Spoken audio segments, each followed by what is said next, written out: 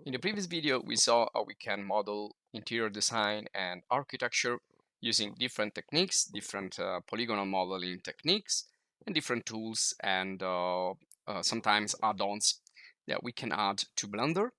And we also used a reference image to model faster and to have that as a reference so that we can help ourselves in modeling the interior design or architecture. We started with an exterior model like this. So this is more for exterior design and creating like an architectural model. And then we continued with something more for interiors, but this can also be used for exteriors. So in this video, I'm going to show you how you can work more precisely using references, using images, but also CAD files, and how you can model also using elevation views and how you can set up not only the interior part but also the exterior. So this is kind of a interior exterior modeling that can be used for both. And as you can see here, I've already imported a CAD file, and I also rotated here an elevation view so that I can work with the plan view and the elevation view.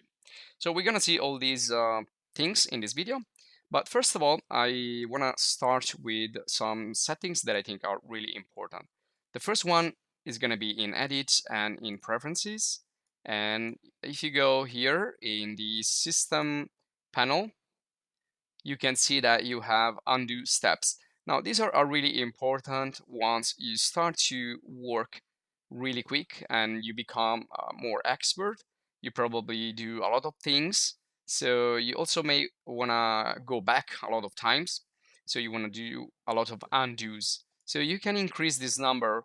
The maximum value is 256, so 256, but you can also use like 200, which is pretty high, or 100.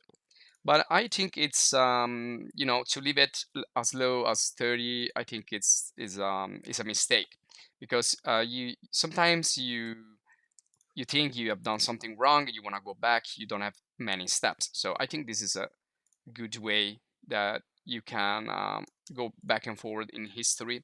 You can change things, you can do corrections and solve some errors.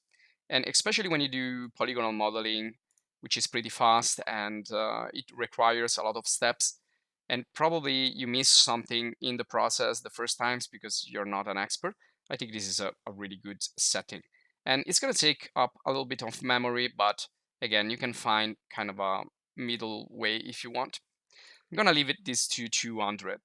And so this is the first setup, the first tip that I want to give you in this video. The other one is about the reference images. Now we're gonna see in this video how we can set up the scale, because in the previous video we didn't scale correctly the image. We worked faster but less precise. In the video we're gonna focus more in the precision and how to make things really precise with the units and so on.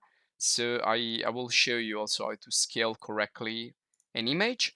And you can import images not only using the add and image reference, as we already done, but you can also use images as planes.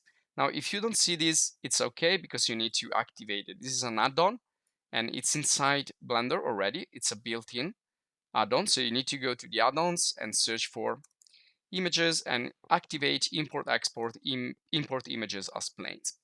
Now you can import then from here. You can go to add images as planes, or you can go to file, import images as planes.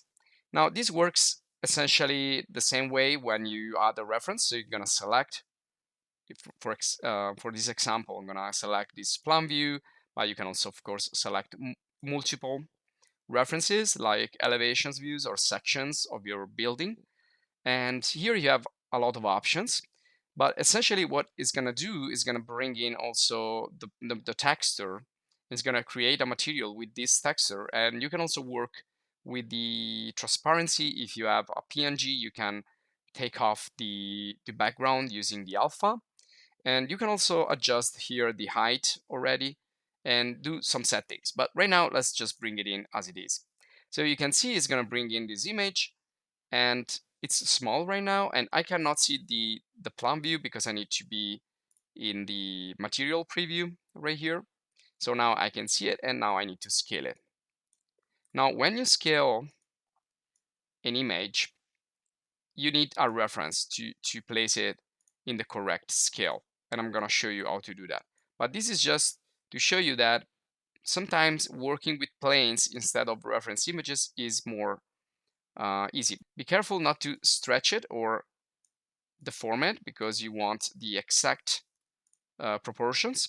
Now, before we start to scale, let's check the units of your project. Now, for those of you who are already experts, you probably know that, but I already said it. This will be a course starting from 0, so we're increasing the level video by video. So this is another important tip for those of you who don't know Blender too much. But essentially, you have a units right here in the scene properties. You have a panel called units where you can set up all the units of your project.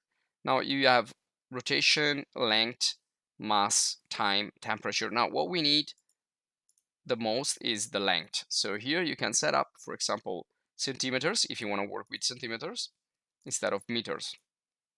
And also the unit scale. So this means that one Blender unit is equal to 1 centimeter, but you can change this if you want to work in scale. Now in this case, we're gonna leave 1:1 scale. So this means that our project will be like in real life. So it will be equal to 1 centimeter.